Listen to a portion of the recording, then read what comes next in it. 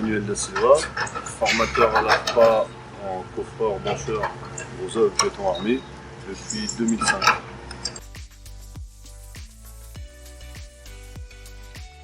Je suis rentré dans une grosse société du BTP française en 92, en contrat d'apprentissage, et j'ai gravi les échelons sur les chantiers de gros œuvres, aussi bien dans le bâtiment que dans le génie civil. Je suis parti en formation dessinateur projeteur et j'ai décidé à la suite de cette formation de me réorienter sur le métier de la formation professionnelle.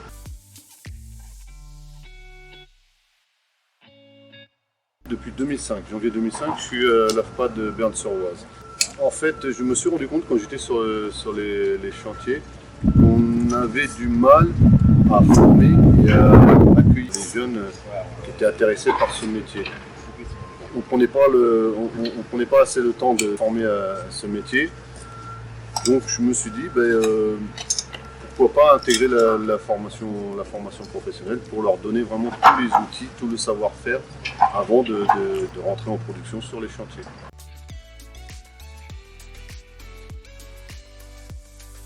Alors, à mes apprenants, je leur apporte le savoir-être qu'on attend d'eux dans les entreprises du BTP.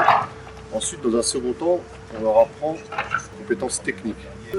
L'esprit qui est un peu spécial dans le métier de la construction. Pas qu'ils soient surpris quand ils atterrissent sur un chantier.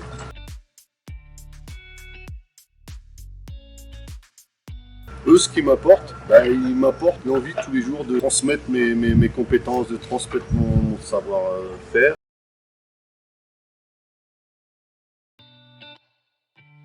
Beaucoup de patience, un savoir-être pour le dialogue, transmission du savoir, être à l'écoute et prendre le temps.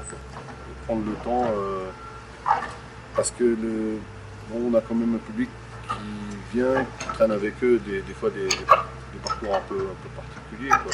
Donc on doit être à l'écoute parce que si on part tout de suite dans la transmission et qu'on n'a pas appris à les connaître, on n'y arrivera pas. Attirer leur attention sur le métier.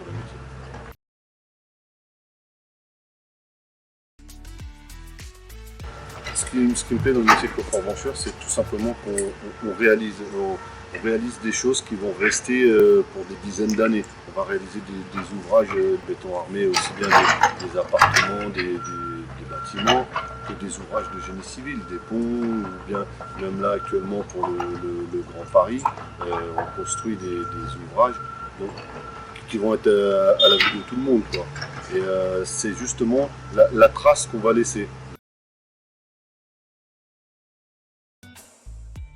Alors, on a les formations certifiantes durent environ 7 mois, entre 6 à 7 mois de formation avec une période en entreprise de 3 à 4 semaines. En parallèle, on a d'autres types de formations qu'on appelle les contrats de professionnalisation qui sont réalisés en partenariat avec des entreprises. Donc c'est des formations, celles-ci dureront en moyenne 1 an.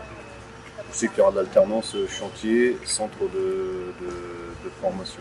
Au niveau du passage de titre professionnel, on a environ 80% de réussite à la certification.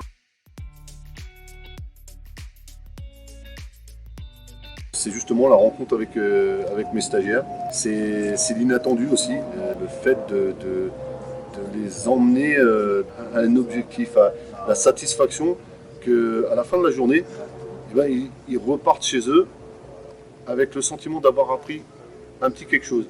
Même si on sait qu'ils ne retiendront pas forcément tout de ce qu'on va leur apprendre la journée, mais qu'ils aient le sentiment de gravir jour par jour un échelon par rapport aux compétences qu'on attend d'eux dans le métier de coffreur-brancheur. C'est aussi la diversité du public qu'on a.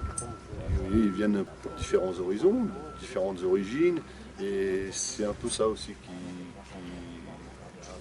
qui nous donne envie aussi tous les matins de se lever pour venir leur transmettre notre savoir.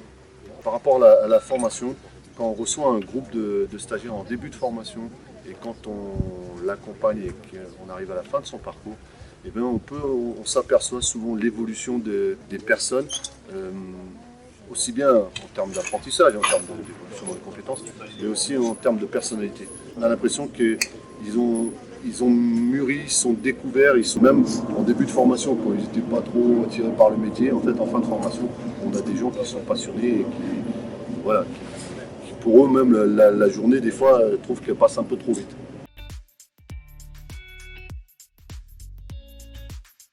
Passion, transmission et savoir-faire.